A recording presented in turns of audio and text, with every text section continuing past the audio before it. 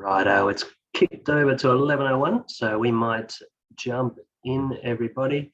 Thank you once again for joining us. My name is Edward Hanna. I'm the General Manager of Commercial and Growth here at Energy Action, joined today by one of my colleagues, Bec Sengos, a Business Development Manager who works closely with Strata and has been doing so for many, many years here at Energy Action. And we've got a special guest today. It gives me great pleasure to introduce Dave Harvey. We'll give Dave a formal introduction soon, but he's an energy trader who's been working across the market for a number of years and is going to give us a bit of a guided tour through the current state of crisis, if you like, that's gripping energy pricing across, or energy markets across the country.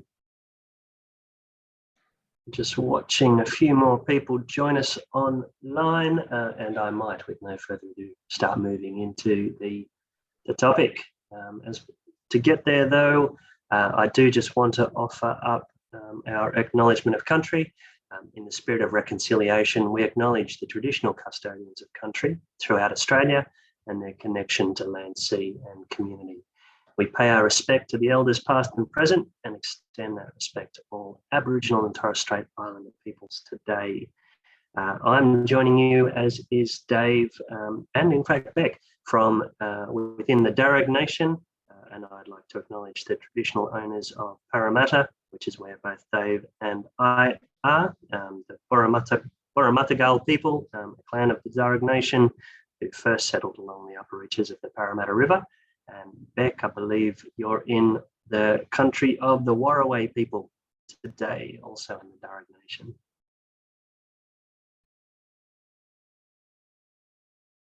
Righto, so very briefly, who the hell are we? My name's Edward Hanna, as I mentioned, the GM of Commercial and Growth here at Energy Action.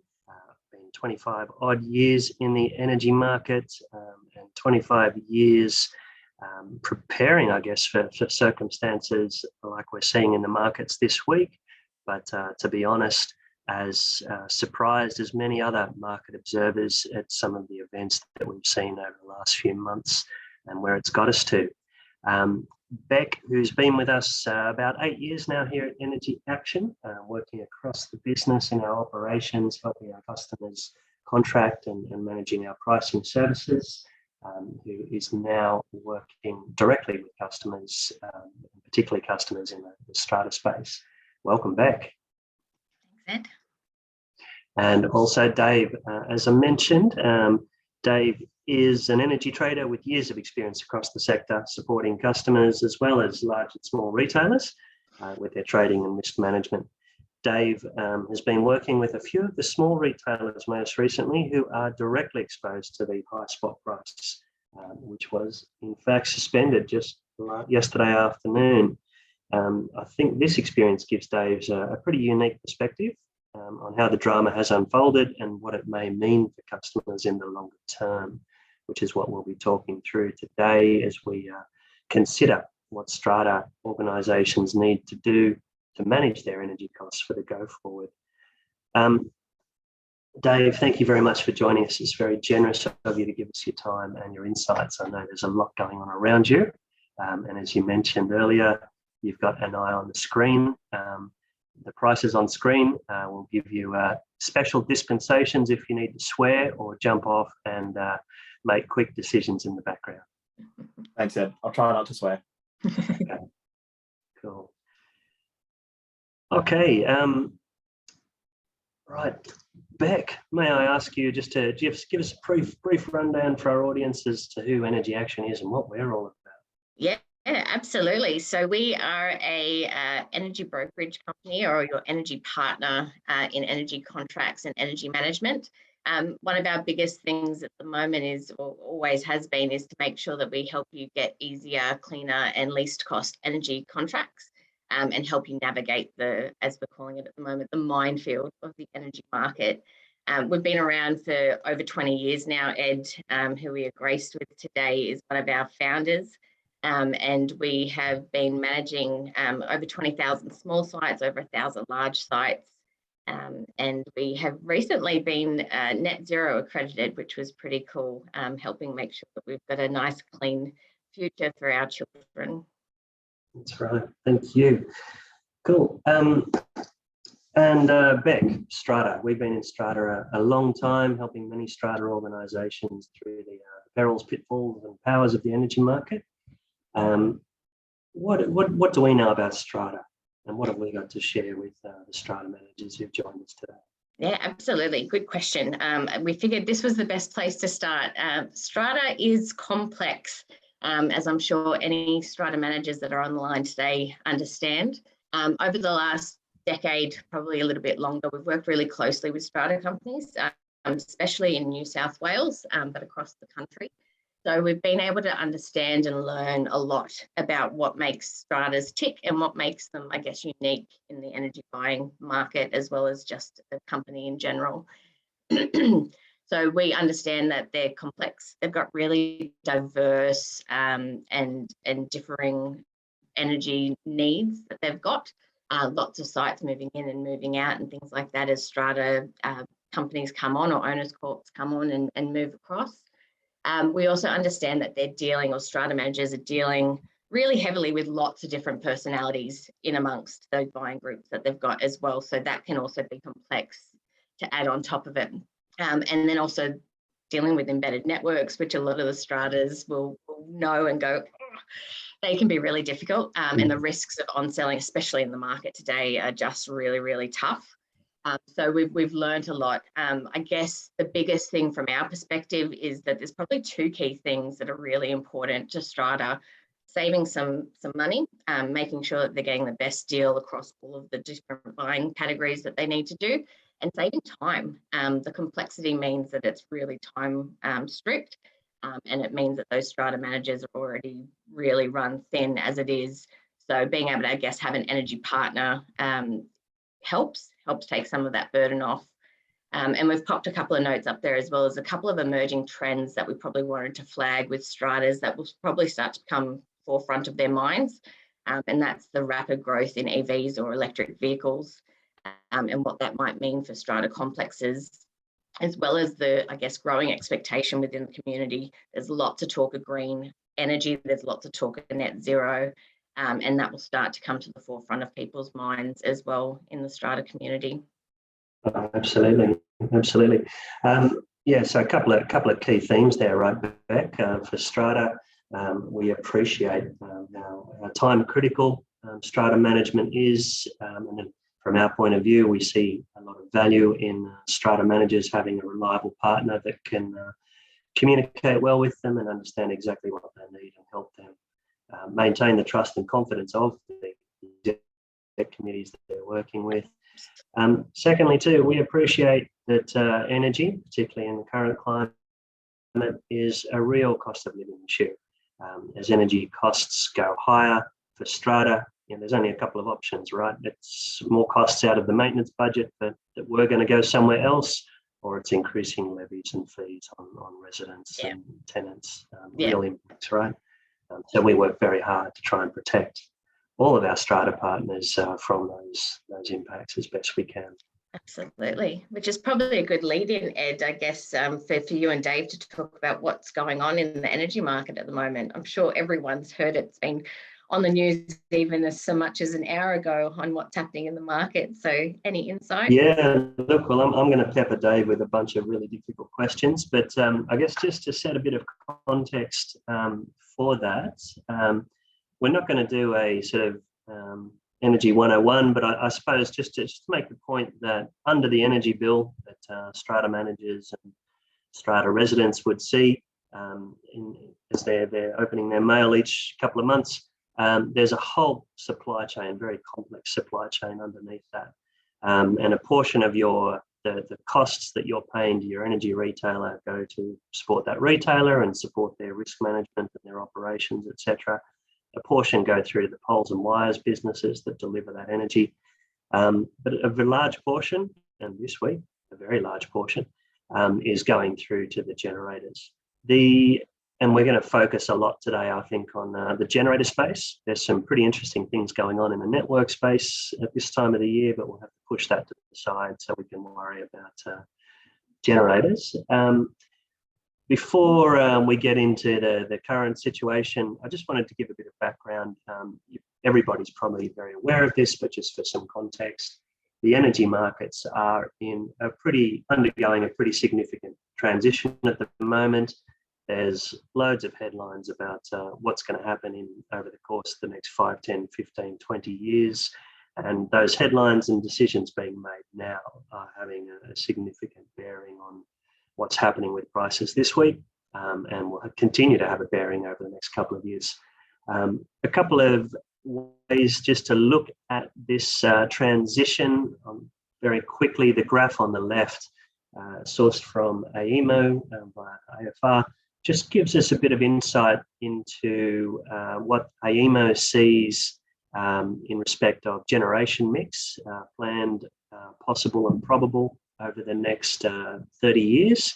And you can see the shift away from the fossil fuels, the black and grey of coal and gas, and more wind, solar and hydro, making up the delivery of energy, the generation of energy, and more battery as well, which is one of the missing components right now as we travel through some difficult times.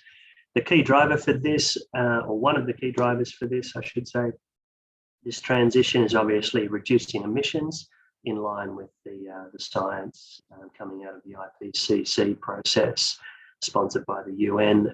It got real momentum here in Australia last year with the COP26 over in Glasgow, but it's obviously been a defining feature of policy making and a defining issue of the last 10, 15 years of energy market evolution.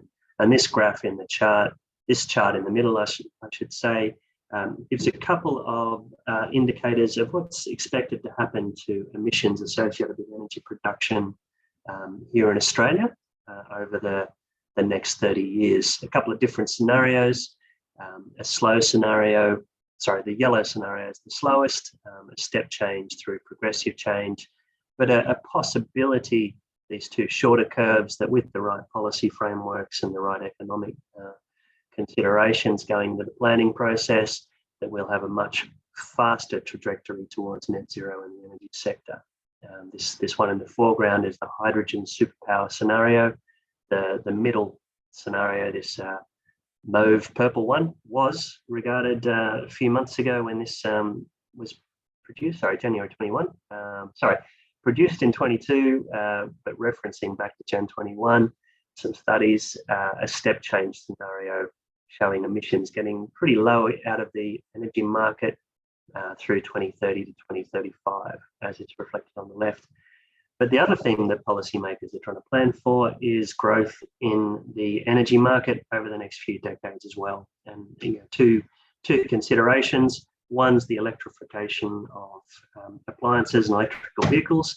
The other is the possibility that Australia could make a jump to become a renewable hydrogen superpower. And you can see what might happen in the event that, what policy planners have to consider, a growth in energy demand of up to 470% over the next decade under that scenario. I won't ask Dave to comment on that, but I'm sure he's got some views.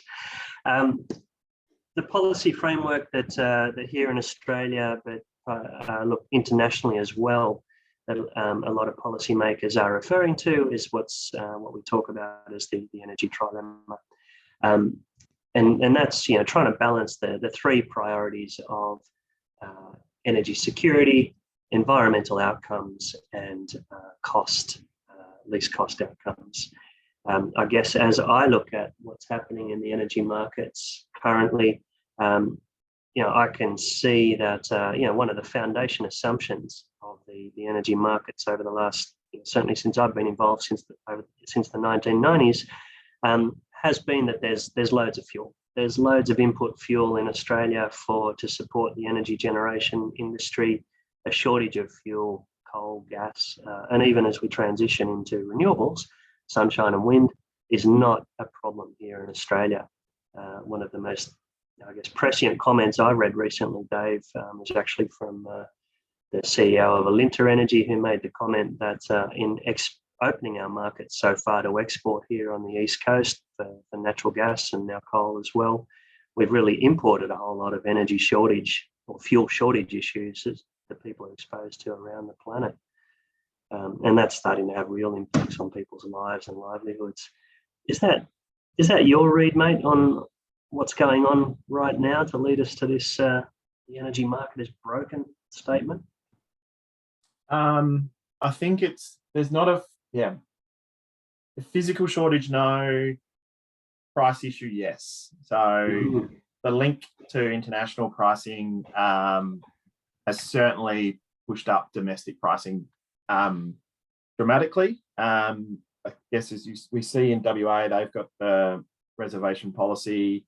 There's one on the East Coast, but it's clunky and it doesn't kick in until next year, and it holds volume, but it doesn't say anything about price. So right. So there's no physical shortage of energy. It's just what are people prepared to pay, and that's the big problem. So. Yeah, right. Well, let's have a quick look at that, shall we? We've got a couple of charts here, just looking at market conditions back in January. It was a pretty mild summer here in January. This particular week is Australia Day, public holiday, back to work, back to school for everybody. What a week. Nice mild temperatures, but what a week. And then on the right side of the chart, Dave, we've got a couple of price charts from this week. What's going on here, mate? Yeah, so the chart on the left is what you expect to see in a normal operational week. You've got if you look at the grey line, you can see that it's sort of there's a little bit of a peak in pricing in the morning. It softens during the middle of the day as there's more solar available, and so utility scale and rooftop, and then you see that evening peak as solar comes off. So that's, and I know if people have heard the reference to the Californian duck curve, so there's a bump in the morning, depression in the middle of the day as solar kicks in, and then evening peak is where the risk is. So that's working. Yeah. You can see it predominantly there. Yep, that's probably the better example.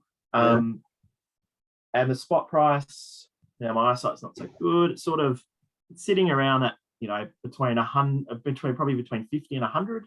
Yeah, here in New South Wales. Yeah, so that's what we've traditionally seen as pricing, which is pretty good for summer. So normally volatility is in summer because there's demand from air conditioning load and stuff like that, and we get hot days and we get continual hot days. But because we had a milder summer, there wasn't as much volatility. Whereas historically winter, so what they call quarter two, so April to June and July to September have been the lower demand months. You get some demand from cold weather, but nowhere near as high as the demand from hot weather. So a lot of the generators do their maintenance periods during Q2 and Q3 because there is less demand, and the system should be able to cope a bit better. And there's also AEMO has rulings that they can't do maintenance in Q1 because of the risk of summer demand. But what we can see on the chart on the right is reference to Matt Canavan's comment about it being broken. So you can see that the current spot price is $300. The forecast price for the next 30 minutes is 15,100, which is the maximum price. And that line is a flat line across from from there to the right-hand side, meaning that everything that's been bid into the market for the future is being bid in at 15,100. So, but because the market is capped under certain conditions, the spot price actually gets locked in at $300 until those certain conditions are resolved. So the problem at the moment is where that line is continually across at 15,100. If AEMO doesn't do anything, we could be stuck in this administrative price cap scenario for a significantly longer time than it should take to normally clear out that problem. So. Right. And look, the headlines yesterday, really important announcement, shocking announcement for a lot of people, that AEMO felt the need to step in and the headline is suspend the energy markets. What does that mean, Dave? The suspend is probably not the right term. So the market still operates, but AEMO has taken over the bidding process for the mainland states in Australia in the NEM, which is South Australia, New South Wales, Victoria, and Queensland. So what would normally happen under the price cap is it gets stuck at 300 until they resolve the threshold problem. With the high prices where they're forecasted to come out, that's not going to go away anytime soon. So what they've done is they've made a decision that the spot price, they will create the bidding process for the spot price, right? Coal generation to run, and that spot price is determined by the 28-day historical average for the equivalent half hour. Right. So if I happen to own a big coal generator, which I don't, by the way, I would be directed to shovel in some coal and start producing some electricity. Yep. So you would $300 for my trouble. Yes. Yeah. Right. Yeah. Very interesting. And look, the backdrop to this obviously is the situation in Eastern Europe and trade embargoes on Russia. How significant are international oil and hence natural gas prices, and then also coal prices to this scenario? Yeah, so they've been the driving force. I mean, there's a few other bits and pieces in play as well. So the Ukraine-Russia conflict war, whatever we want to call it, has put pressure on energy stocks into Europe. So a lot of the European countries are reliant on Russia for sourcing coal and gas. With the trade embargoes or sanctions, they've had to source it elsewhere, which has meant they've needed to go to Asia and the US, and Asia can source through the LNG export terminals in Australia, gas from Australia. So those guys then need to make a decision as to whether or not they sell internationally at a higher price, they sell domestically at a low price, or they sell domestically and try and get parity between international and domestic pricing. So that's why we've seen the gas price go up. We've also seen coal prices double for Newcastle sourced coal, which is black coal, which is predominantly what supplies New South Wales and Queensland. So they've now got the same decision. Do they sell internally to their coal-fired power stations, or do they look at making more money by selling coal overseas, or do they bring the price of coal up in terms of their own marginal cost? Yeah, right. So for my coal generator, and assuming I'm not I'm not part of the 30% of coal generation capacity that's offline at the moment for maintenance and other issues, I've got to make a real decision as to whether I'm going to pay more than the price cap for my ton of coal, or I'm going to accept that I just can't get coal and I can't run. Yeah, I mean, there are obviously other things in play with long-term contracts and stuff like that, but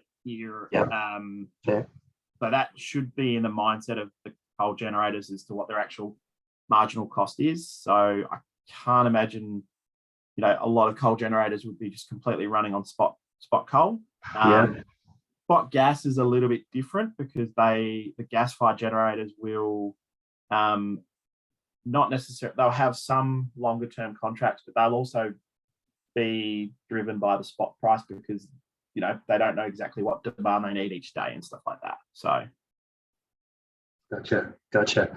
All right, let's just take a moment then, and just consider what this means for customers. Our customers in the strata sector typically, they do fall into two segments. None of them, fortunately, would be exposed to spot markets directly.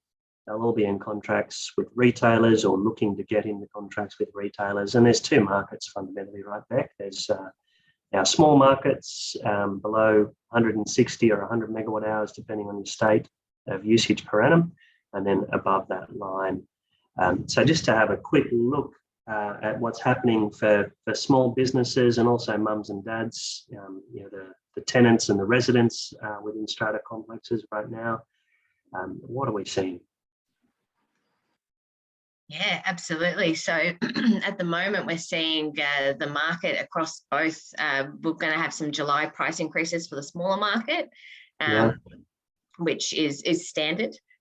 Most retailers will do it. Some of them hold off to about August. But I think, and forgive me if I get it wrong, but I'm pretty sure they did say it was going to be about 12% increases across, especially New South Wales and Queensland. So we will see some price hikes likely happening there. Yeah, Western Sydney 12%. Sorry, Western Sydney a bit higher, probably nominal about 20%. There you go. Yeah, that's just on the price cap. Yeah. That's just on the price cap. Yeah, absolutely, absolutely. And then the C&I market at the moment, I was watching one of our online auctions yesterday, and I saw a horrific price at peak of about 36 cents, which is considerably higher considering probably this time a year ago when they would have contracted originally, it was probably about 10 cents for the peak. So you can definitely see that pressure on the market at the moment. Yeah, well, that's interesting. That is really interesting. You know, these small site prices, to an extent, small businesses and residences as well are a little bit protected here. If you back what we've got here on the right side of this page, everybody, is the ruling from the Australian Energy Regulator about the price caps across South Australia, New South Wales and Queensland. I don't have it for Victoria to hand. I think we're still waiting for Victoria to release theirs. But you can see we're talking about 10% on the east coast of Sydney and through Sydney up to Carlingford and up to Newcastle, 20% in Western Sydney, 15% in country, 13% in southeast Queensland and 6% in South Australia. If you back solve some of these numbers, Ausgrid around Sydney, 43 cents a kilowatt hour delivered is what we'll be looking at for mums and dads. To your point though, Bec, it's feasible that our larger customers will see even higher delivered prices. That 36 cents a kilowatt hour you mentioned is before we worry about everything else which is bundled into these contracts. In the background too, here in this small market, we've seen this sort of mushrooming over the last couple of years of retailers come into retail to mums and dads and small business. And some of those guys, it appears, Dave, are pretty exposed to spot market. We saw some news from Reamped a couple of weeks ago that they're sending their customers away. They're not confident that they can buy energy below these price caps in order to support their customers at these price caps or at other reasonable price points. Dave, is that a big issue across that space? Yeah, so it depends on the type of small retailer. So some of the small retailers are associated with generation, so they potentially have the opportunity to have access to lower level hedges, so they can hold more competitive prices. Think of it as an internal swap from the generator to the retailer. Some of the retailers would have potentially bought what they call load following hedges, so their load is covered. They'll find it harder to discount because they're locked into a higher price. And some of the retailers would have just taken direct spot exposure. They'll be the ones that are really hurting because they don't have any cover. Their prices are discounted. They're capped at those DMOs, but they can't buy. Their exposure to the spot price is significantly higher. So, and then there's others that will have a risk and a trading policy where they're covering X amount through certain financial derivatives in how they build up their book and sort of be in the midpoint. So tough for all of them though, right? Yes, some days you don't understand why people get into retailing. Absolutely. We'll quickly just look at what's happening in the commercial industrial markets, where a lot of our clients with Strata, base buildings in Strata, are buying and selling at the moment.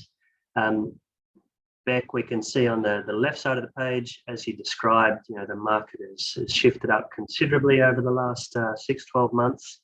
Well, I guess over the last 6 months. To the point, this graph here, it's on our website, it's publicly available. It's a rolling average, so it probably underplays some of the extreme pricing we are seeing in the market. But you can see, average prices here of approaching 20 cents in New South Wales and 18 cents in Queensland. Victoria, not quite taking the same pain, but starting to catch the bug as well with some cold weather down there. For a lot of our customers, they'll be sitting on the sidelines, watching and learning from this experience, but not directly exposed to it.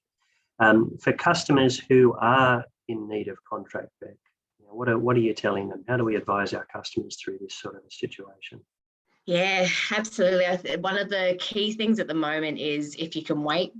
If your contract's not due at the end of June or sort of early July, at the moment, let's wait and see. But if you are due and you do need to contract, one of the best things that I'm saying at the moment to customers, especially in the C&I space, is to contract for at least a couple of years. And the reason behind that is that we need a little bit of wiggle room to play so that we can help with some contract management pieces post that contract that's put in place. And something that we can look at with your retailer that you end up signing up with is something like a blend and extend, where essentially you're still going to cop the pain probably for the remainder of 2022, but we can start to smooth out that burden towards the end of that contract once we do see those market rates drop. So another really good reason why it's good to have an energy partner. We keep such a close eye on the market, and we can definitely jump in and say, hey, let's have a look at this now, just to sort of ease that burden, as I said, towards the end couple of years of the contracts. Right. That's good advice, mate. Good advice. Moving, do you want to move through some of these slides now, Bec, just to describe how we can support Strata, or what Strata could and should be doing in this current environment? Yeah, absolutely. So energy contract management is one of our biggest offerings that we've got. We do it really, really well. We've got a team of support staff in our back office who have wealth of knowledge and great relationships with lots of the retailers as well. So what that basically means is that we can know your contract inside and out. We make it our business to know your contracts inside and out. A really good example at the moment, Ed, is a retailer we've got over in WA who had a little T and C in their terms and conditions that not many people knew about, which essentially said to the customers that, if the market does change, we can start to implement this rule where whilst you think your prices are locked in on your contract, we can actually start to adjust those more in line with the market conditions. And that's really scary for those customers when you do have that safety net, or you think you've got that safety net in place. So that's just one step of what we can do is know your energy contract, know those terms and conditions, and know how we can help guide you through those sorts of struggles that you might come up. They're not often that they would come up. I don't think in my 8 years here I've ever seen a retailer do it. So it's not something that is common, but it is something that we can move with our customers on pretty quickly and proactively to get ahead of the game and secure the best price for them. But I guess if we move on to the next slide, I guess that goes into a bit more detail of what we can do. So depending on your sites and the complexity, I guess, of the strata plan that you're managing, there's a few different options or tools that we've got in our belt to help our customers get the best least price energy contracts. One of them is our reverse auction platform. So for our large market customers, it's a really cool tool that Ed, you had your hand in creating many, many years ago. Back in the day, I like to call it the reverse eBay. Basically, the retailers will get all of your data, will do due diligence and get all of the customers' data and pop it up onto a really cool interactive platform. and the retailers will bid from highest value down to lowest value for your energy. It draws that really competitive nature out of the retailers. They can choose to have a set bid, or they can choose to sit there and bid on the fly to win your energy. And it's pretty cool to see, you know, within 10 minutes, you see tens of thousands of dollars drop off that contract value with that competitive tension. But I guess the other option that we've got is one that we use all the time for our small market, but we can do the same for our large market, and that's a tender release or a request for pricing, where essentially we'll put the detail out to the market and get them to come back in a number of rounds with their best and final offers to draw down any power rates that we can. Yeah. Look, the other piece, and I think it's pertinent right now, is just to mention solar. We've got a similar model in the solar space where we can extract, well, firstly, help our clients, particularly in the strata space, define their requirements for solar, rooftop solar and storage. Rooftop solar and storage is a very sensible price hedge. Comes with some good environmental outcomes as well, some very positive environmental outcomes. We run a process where we can help you define the spec, put the spec up online, and get licensed bidders to come in and bid for the right to supply. I think it's probably important to keep that at the forefront of people's minds right now. We can do service agreements in that space as well, so it's not capital, and that can work nicely for strata and executive committees. Moving into energy management, and then I just want to double back with Dave on current pricing very quickly, and we might see if we can wrap it up. Huh? Yeah, absolutely. So energy management is the piece of the puzzle that I think helps the most. So it's an investment for a business, but it ends up saving money, I think, in the long run. So any energy partners can offer some really good energy management assistance for companies. Energy Action have a really good, thorough energy management plan that we can do with our customers, especially for stratas. It helps in terms of all your data's in one place, your site lists, all of your sites, your bills. You can run any reporting, and just really understanding your energy contracts and having everything at the fingertips for you to be able to get it. And report on anything. I think for stratas, having to have detail for committee members is one of the biggest pieces of the puzzle as well, trying to get contracts across the line or moving with the market. So energy management is a great piece for our stratas to, I guess, understand what you're using, be able to budget accordingly, and be able to make some really good fast decisions as needed. Yeah, right. Bec, just to round it out then, we were talking offline before about what we've been able to do for Strata, and you were really highlighting the power of group buying. Yes. Can you tell us a bit about some experiences you've had in that space? Yeah, absolutely. So we've got a case study example up here of what we did for one of our strata companies. So this one has over 900 sites, a mix of small market and large market. And we were able to save them money overall on their energy costs, which was awesome. And how we did it was the group buying power. So utilising the complexities of that site list to the benefit of that strata company. So it can be a headache having 900 sites to manage, but it can come into great stead when you do use buying power for them. So we utilise that buying power and our relationships with those retailers to really drive home some energy costs for this customer. And one of their big things for them was having a carbon neutral contract as well. So in this example, we were able to get them a carbon neutral contract at no cost, which was awesome, and also save them 26% on their energy spend for their future contracts, which was pretty incredible across the market. Yeah, right. We might open up on carbon neutral and renewable power another day, but Dave, I guess the big question that we're all sort of thinking hard about is, there's current market conditions. How long are they likely to run for? And second question, so I'm going to take two. What are the long-term implications for the market and for customers? How long will they last for? Take a view. Take a punt. Well, the market tells me at least till Q2 next year we'll see an impact. I mean, those Q2 prices in the forward curve are above 200 in New South Wales and Queensland still. Wow. That's the market expectation of where the curve will come out. I think that's probably too high personally, but that's, this is not financial advice or anything like that. It's just an opinion that we've probably seen too much premium built into that forward curve off the back of what's currently happening in the moment. Victoria's a bit cheaper, so that's sort of in the 150s, not the 250s.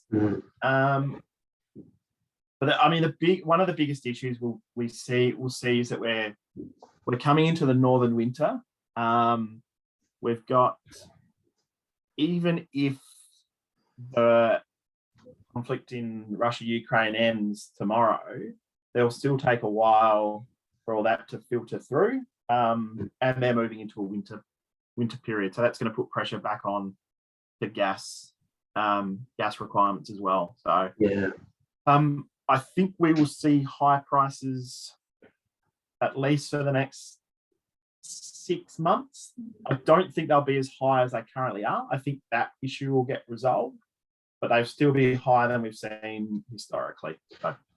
Yeah, look, we saw Claire Savage from the AER make a statement last week that she expected 2 years of high prices. She specifically didn't say what high prices were, but I think, we can expect it'll be a long ride back down. There'll be a lot of risk-averse retailers, a lot of risk-averse generators out there for a long time. Yeah. No, I think it depends on your definition of high prices. Like $100 energy prices are high, then what we're seeing at the moment is super high. So especially when we've got plenty of solar and wind and generation. I mean, we're seeing low wind output at the moment, which is causing pressure on the base loaders. The real issue is that evening peak.